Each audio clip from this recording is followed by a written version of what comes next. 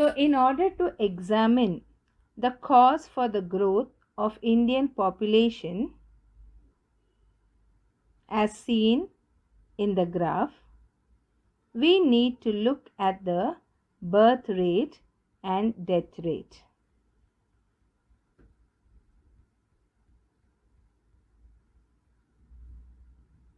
So, when we look at this, so in which year did the population decrease? When we look at the graph closely, we see it is 1921. From which year population is continuously increasing? Again we see from 1921 we see a steady growth in the population. Why do you think there was a continuous increase in population? There has been rapid decline in death rate, that is birth rate increased and death rate decreased. So the population increased continuously. But we see from 1901 to 1921 there was a decrease in the population. What could be the reason? The period 1901 to 21 there has been high death rate due to famines, epidemic including influenza. Epidemics of 1918 has killed 15 million people. What could be the reason for the speed with which population increased took place after Indian independence? Impact of famine decline post independence because of famine relief, movement of grain, ration shops, and an active public voice in a democracy. Epidemics such as cholera, plague, and to some extent malaria have also been controlled.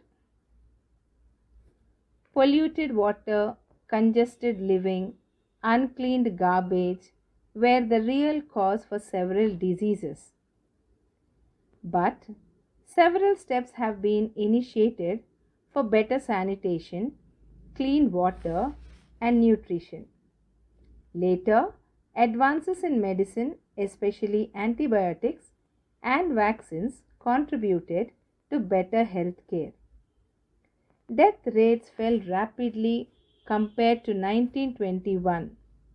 High birth rates with declined death rate has led to higher rate of population.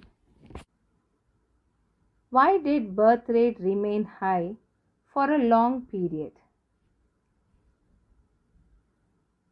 If in the overall population the percentage of young people is high, then in the coming years they would grow up, get married, and have children.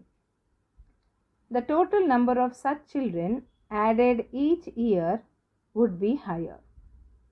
So, our post independence India had begun with a population with a large number of young people. So, we see the birth rates high. Now, another reason for birth rate is the number of children that couples would wish to have. In olden days, when we go back to 4 to 5 generations, we see our grandparents and great grandparents, they would have more number of children. In those days, women would give birth to many children because many children died during childbirth or early years of infancy, because advanced medicines and nutrition was not always available. So they would give birth to more children. At the same time, the preference of male child. They would give birth to babies until a boy was born in the family. These were the few factors that led to large family size. But now, these factors are changing. Since 1981, birth rate had also started declining gradually, resulting in a gradual decline in the rate of population growth. To understand this trend, we need to know another concept, the fertility rate, means total birth per woman. Total fertility rate is the number of children that is or likely to be born if she were to live at the end of her childbearing years and bear children in accordance with current pattern. If this declines, then fewer children.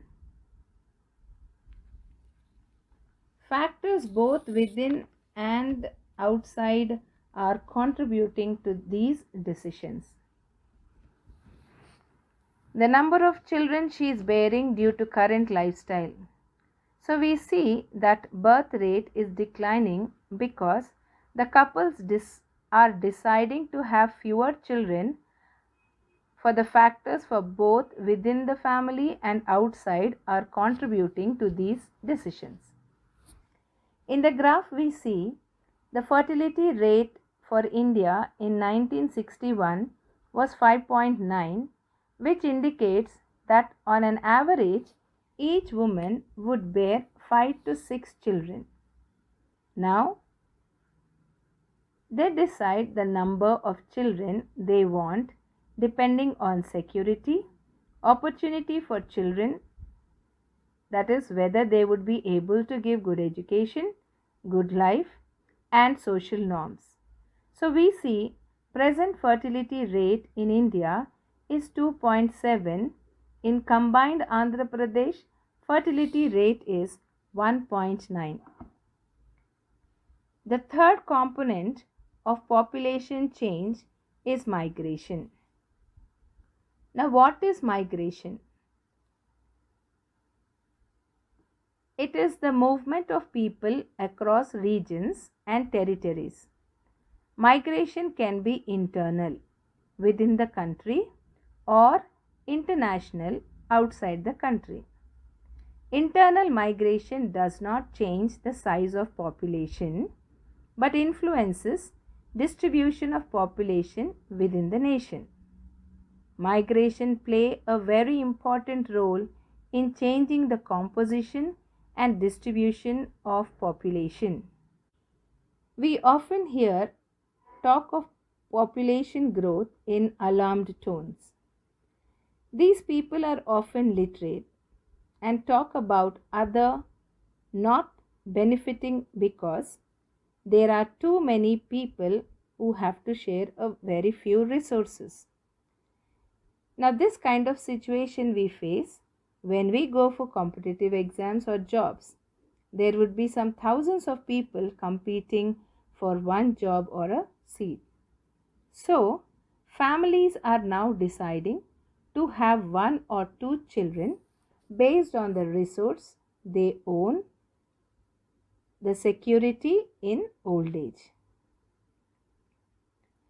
Now, most families with large number of children are poorer than the rest because they don't own many assets and rely on children for old age security. So the change in population is based on the birth rate and the death rates.